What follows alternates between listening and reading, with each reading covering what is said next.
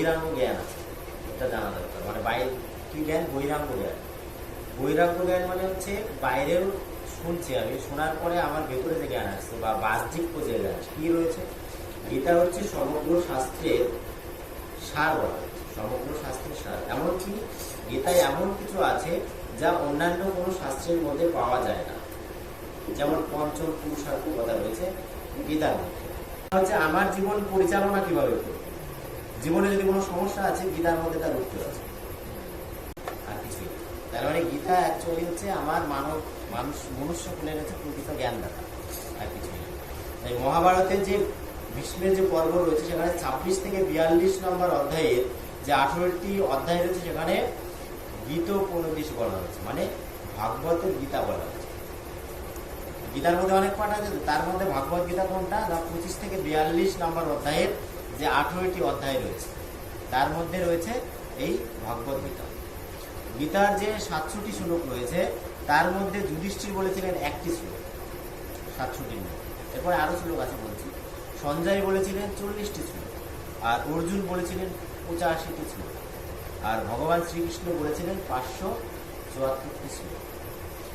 আর পুরো গীতায় রয়েছে 9580টি সংস্কৃত শব্দ, 9580টি সংস্কৃত শব্দ আছে পুরো গীতার মধ্যে। আর গীতায় 18টি অধ্যায়ের মধ্যে 6টি অধ্যায়কে বলা হয়েছে কি? কর্মযোগ। মাঝখানে 6টি অধ্যায়কে বলা হয়েছে ভক্তিযোগ, আর বাকি 6টি অধ্যায়কে বলা হয়েছে জ্ঞানযোগ। এর মধ্যে ভক্তিযোগটা হচ্ছে সব থেকে সর্বশ্রেষ্ঠ, ভক্তিযোগ। এই জন্য ভক্তিযোগ সবার আগে মানে আমাদেরকে জানা উচিত ভক্তিযোগ। আর 9তম অধ্যায়ের মধ্যে রয়েছে 34 নম্বর শ্লোক, যেটি হচ্ছে সব থেকে উত্তম সর্বশ্রেষ্ঠ শ্লোক। গীতা পড়লে 5টি জিনিস সম্পর্কে জানা যায়। কি? ঈশ্বর সম্বন্ধে জানা যায়, জীব সম্পর্কে জানা যায়, এই যে প্রকৃতি রয়েছে এই সম্পর্কে জানা যাবে, কাল সম্পর্কে জানা যাবে এবং কর্ম সম্পর্কে জানা যাবে। এই 5টি সম্পর্কে যদি জানতে হয় তাহলে আমাদেরকে গীতা পড়তে হবে। যদিও শ্রীকৃষ্ণ এই গীতা জ্ঞান প্রদান করেছিলেন 5000 বছর আগে, কিন্তু ভগবান 4th অধ্যায়ে বলেছেন এই জ্ঞান তিনি এর আগেও বলেছিলেন মহাভারতের শান্তি পর্বে, যেটা কত বছর আগে?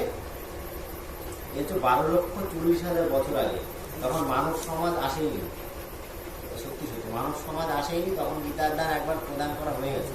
তারপর তো মহাভারতে এসে তখন আবার শোনানো হবে।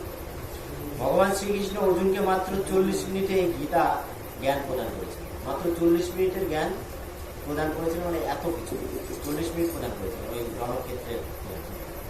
গীতার মাহাত্ম্যের অনেক মধ্যে রয়েছে যে শ্রী শঙ্করাচার্য রয়েছেন বা শ্রী বল্লভ ব্যাসদেব রয়েছেন বা বৈষ্ণবপ্রিয় রয়েছেন। এদের মধ্যে সব থেকে আদি রয়েছে কোনটা? সেটা হচ্ছে ওই ভাগবত মহাপুরাণ, অষ্টাদশ পুরাণ রয়েছে সেটা।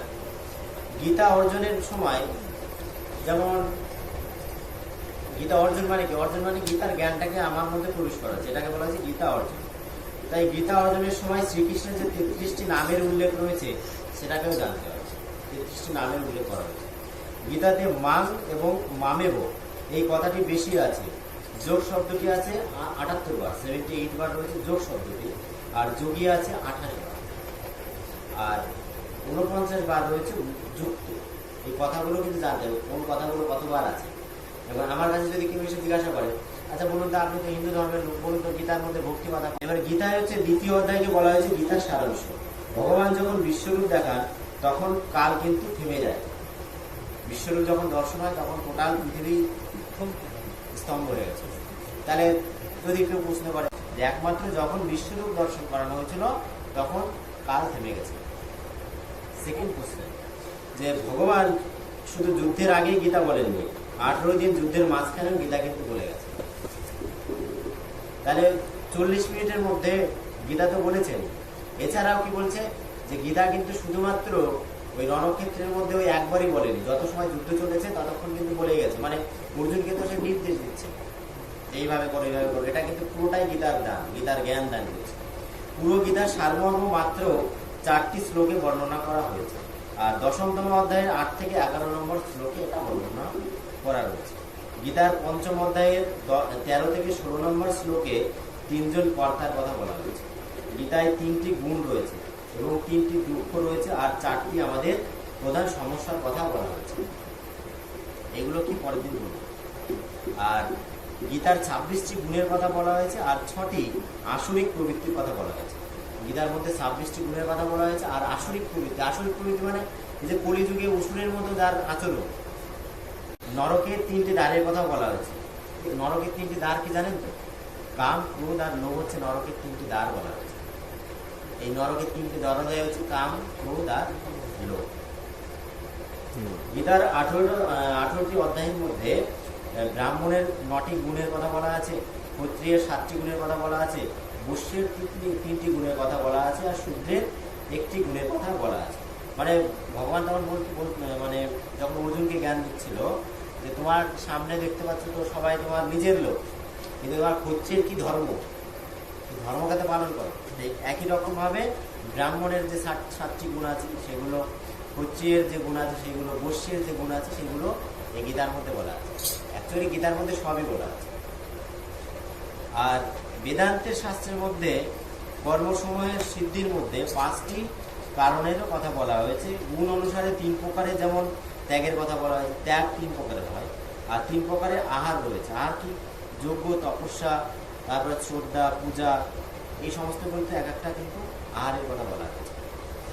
আর 2টি স্বভাবের জীবের কথা বলা হয়েছে। 2 প্রকারের জীবের কথার মধ্যে আরেকটি আছে, যেমন 18টি আত্মজ্ঞানের মধ্যে ভক্তদের 36টি গুণের কথা বলা হয়েছে। মানে ভক্ত কারা হবে? 36টি গুণ যদি থাকে তবে সে ভক্ত, 36টি গুণ থাকতে হবে। আবার 28টি আত্মজ্ঞান সাধনের গুণের কথা বলা হয়েছে। মানে আত্মজ্ঞান মানে নিজের মধ্যে জ্ঞান আনার জন্য 28টি কথা বলা রয়েছে, যে এই কি করলে তোমার আত্মের জ্ঞান বাড়বে, সব বলা আছে গীতার মধ্যে। আবার কি বলেছে? যে 36টি গুণের কথা বলা আছে। মানে একজন প্রকৃত যদি ভক্ত হয়, আমার মধ্যে কি কি গুণ আনতে হবে সেগুলো। আর ভক্তির মধ্যে আর একটা কি আছে যে বলি, সেটা হচ্ছে যে যদি আমাদের বৈষ্ণব ভক্তের একটা বৈশিষ্ট্য কি, সহজে রাগা